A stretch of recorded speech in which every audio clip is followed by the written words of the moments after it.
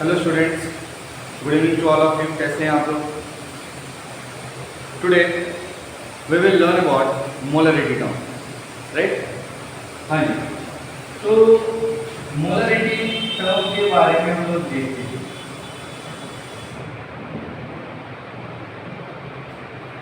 Molarity term basically किसी भी solution के कंसंट्रेशन को फाइंड आउट करने के लिए यूज किया जाता है। कंसंट्रेशन कहने का मतलब, कंसंट्रेशन तो वेट अपॉन वेट में भी हमने सीखा था, वेट अपॉन वॉल्यूम और वॉल्यूम अपॉन वॉल्यूम में भी हमने सीखा था। लेकिन यहाँ पर मास को नहीं, मोल के टर्म में सॉल्यूशन के कंसंट्रेशन को फाइंड आउट किया जाता है। मास के टर्म में नहीं, मोल के टर्म में सॉल्यूशन के कंसंट्रेशन को फाइंड आउट किया जाता है। तो देखते हैं, सीखते हैं इसमें, ठीक है? देखिए, it is the term used to find out the concentration of solution. Concentration of solution. Second point is, it is represented by capital M. Represented by capital M. हाँ जी, कैपिटल M और स्मॉल m में differences हो जाएंगे। अभी हम लोग molarity सीख रहे हैं। मोलरिटी एक दूसरा टर्म आएगा जिसमें हम लोग स्मॉल m यूज करेंगे, तो इस बात का ध्यान रखेंगे। ओके, हाँ जी। Next, it is number of moles. It is number of moles of solute. Number of moles of solute per unit solution called molarity. It is number of moles of solute per unit solution called molarity. इसका मतलब ऐसा है sir, molarity और capital M is equals to number of moles of solute upon volume of solution. Volume of solution in litre. इस बात का ध्यान रखा जाए, इस बात का ध्यान रखा जाए, यूनिट का ध्यान रखा जाए। ये लीटर में लिया गया। एक बात मैं आप लोगों को और बताऊं, इसे हम लोग it is number of moles of solute पर लीटर सॉल्यूशन भी लिख सकते हैं। क्या लिख सकते हैं? पर लीटर सॉल्यूशन भी लिख सकते हैं। पर लीटर सॉल्यूशन। ओके, हाँ, इसे हम लोग number of moles of solute को given mass upon molar mass लिख सकते हैं, into 1 upon volume of solution, volume of solution in litre.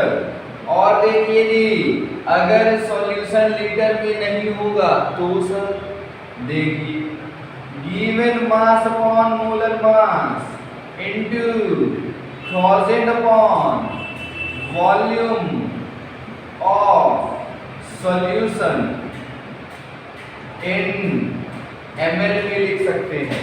क्यों भैया? क्योंकि हमने लीटर को ml में कन्वर्जन किया।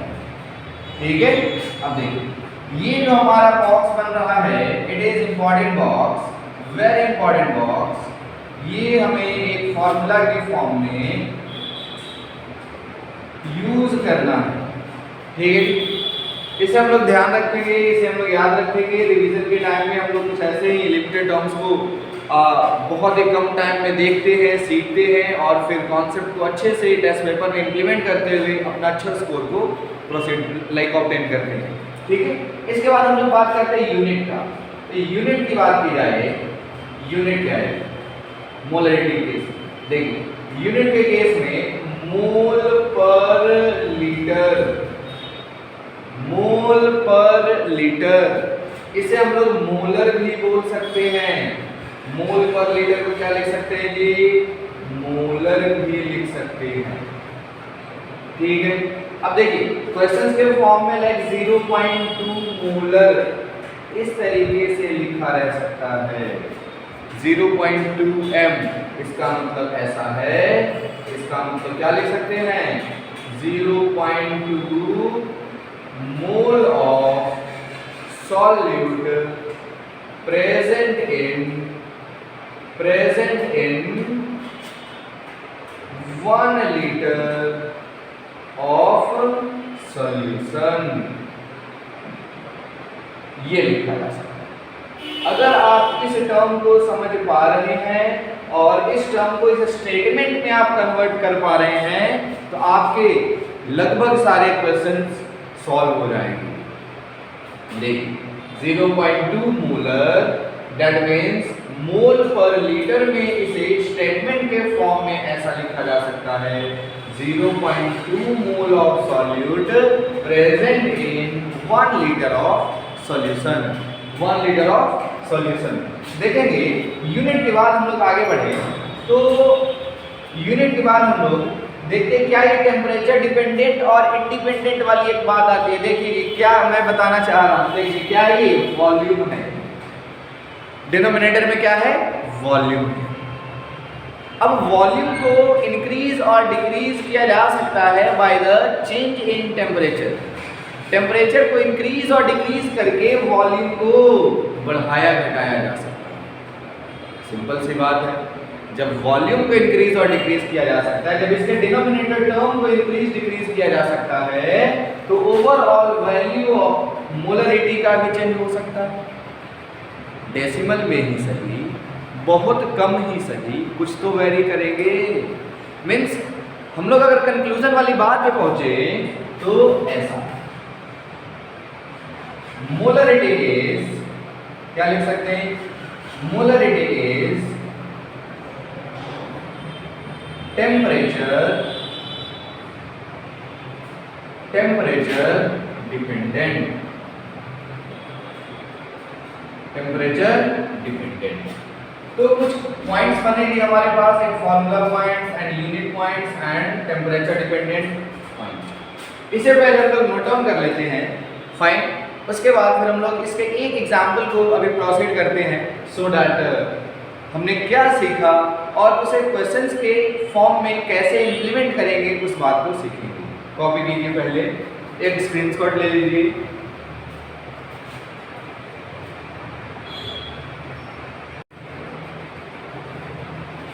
हाँ जी, तो हमने लास्ट टाइम अभी इसके कॉन्सेप्ट को सीखा था।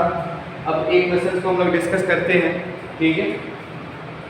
तो question is find the molarity of 800 ml solution having 20 gram of NaOH present in it। सबसे जरूरी बात यह है सॉल्यूट, सॉल्वेंट और सॉल्यूशन को पहचानना। लाइक हम लोग इसमें देख पा रहे हैं 20 ग्राम ऑफ NaOH है, ये आपके सॉल्यूट के फॉर्म में दिए गए हैं। If we talk about NaOH, ये क्या है? सॉल्यूट के फॉर्म में। Second point is 800 ml of solution, that means 800 ml of solution। It's very clear, overall solution is 800।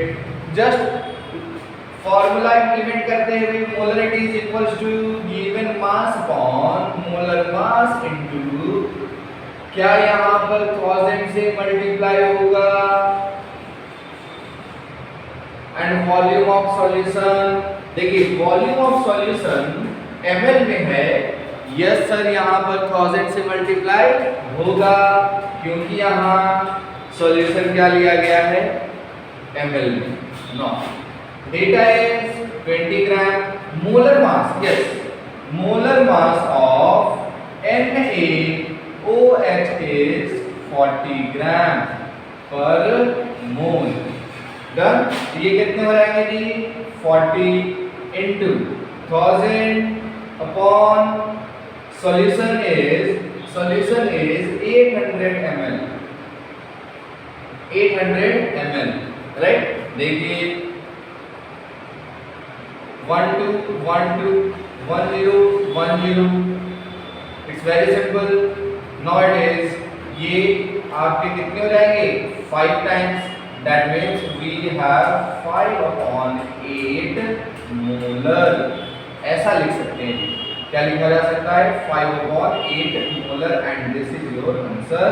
आप अपने ऑप्शन में मैच कर लेंगे, क्या ये डेसिमल में गिवन है, क्या ये फ्रैक्शन में गिवन है, ठीक।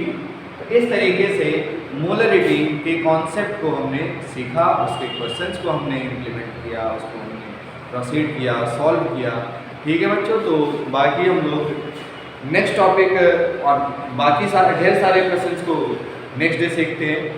Okay fine.